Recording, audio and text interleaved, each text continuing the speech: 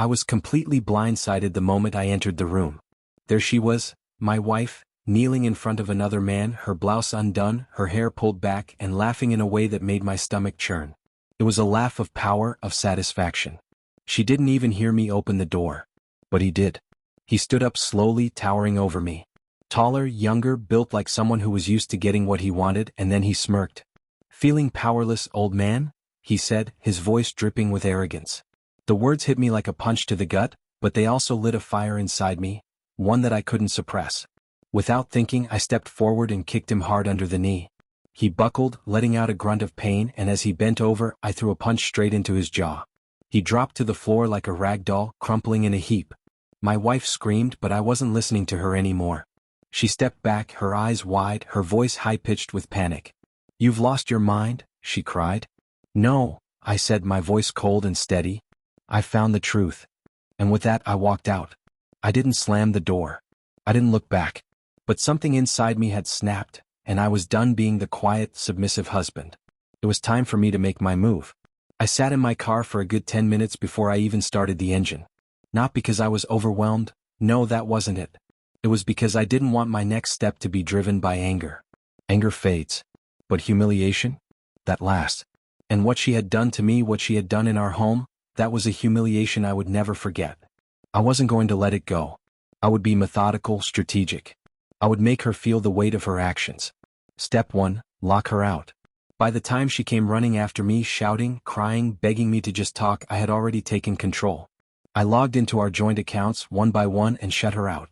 I watched in real time as her access disappeared. Her credit cards were frozen. Her streaming services, her gym membership, her Uber account, all gone. Even her phone plan was transferred off my family account. She stood on the porch, screaming my name, her voice breaking as she begged for a chance to explain. But I rolled down the window just enough to hear her, then I spoke. "You didn't think of me when you dropped to your knees," I said, my tone flat. "So don't beg now." And with that I drove off. Step 2, lock myself in. I checked into a short-term rental under a fake name, in a quiet suburb where no one would ask questions. From there I got to work. I contacted a lawyer, an accountant, and a friend at the phone company who could help me pull texts from her account. If the account was under my name, and I wasn't just going to break up with her. I wanted the blueprint of her betrayal, in full, undeniable detail. And I got it. The texts were a gold mine. They showed everything: the secret meetings, the late-night talks, the promises made between her and him. One text stood out, *, he's old but predictable. I'll keep milking it until I've got my own place. I don't even feel bad. He's too soft to do anything about it anyway. *, I had everything I needed. Now it was time to make her world come crashing down. Step 3, deliver the truth. I gathered the evidence, the texts, the screenshots, even a blurry but unmistakable photo taken from a motion-triggered camera I had installed in my office months ago. She had no idea I was watching. The photo was damning, her and him on the couch in my office looking like they owned the place. But I wasn't going to post it online like some vengeful fool.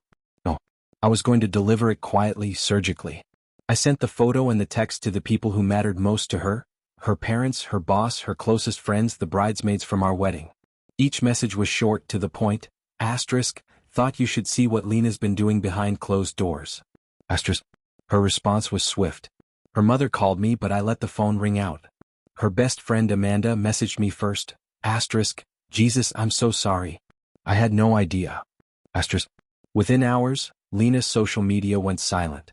She deleted posts, changed her relationship status, and even removed my name from her bio. But it didn't matter. The comments were already flooding in. "Wow, you did him dirty. Hope it was worth it." Step 4, professional repercussions. Lena worked for a company that specialized in branding, lifestyle marketing, and promoting the perfect image of family, relationships, and wellness. She had built her career on this image, on the facade of a perfect life. But now that image was shattered by me. I made sure her reputation crumbled, piece by piece. Her colleagues began whispering. Her clients started asking questions.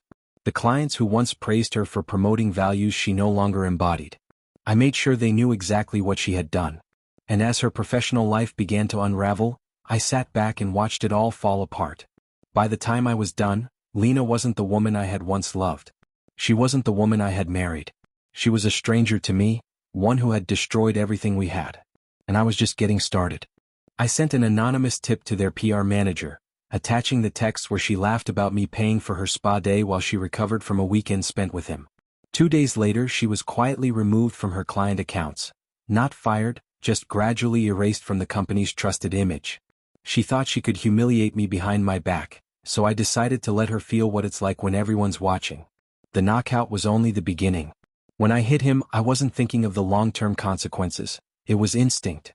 Years of disrespect, suspicion, and gut punches all crashing through my fist at once. But now it was time for strategy. A single hit fades, but consequences echo. I needed to know who he was. So I dug deeper. His name was Kellen Price. He worked as the head trainer at a local fitness club, and his online presence was a shrine to his so-called discipline, respect, and loyalty. Loyalty. The irony wasn't lost on me. This man who bragged online about being a man of character wasn't just sleeping with Lena. He had 3 women on the side. I dug up footage from my hallway camera showing him entering our home. I found screenshots of him texting Lena from her phone, mocking me while he played the role of the upgraded man, and DMs he had sent to another woman just 2 days before I found them together. Step by step, I set my plan into motion. I sent everything to the gym's management, subject line: "You might want to know who's representing your brand." I sent the same package to 3 of his clients, 2 of whom were married women.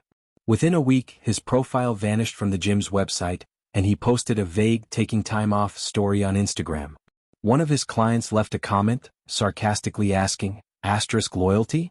You mean like sleeping with someone else's wife?" Kellen called me that night, furious. Lena was crying, saying he was blaming me for ruining his life. I barely said a word.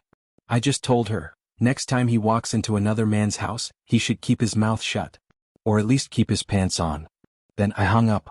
She thought Kellen was her upgrade. Turns out he was just a walking grenade, and I had pulled the pin, blowing up both of their lives.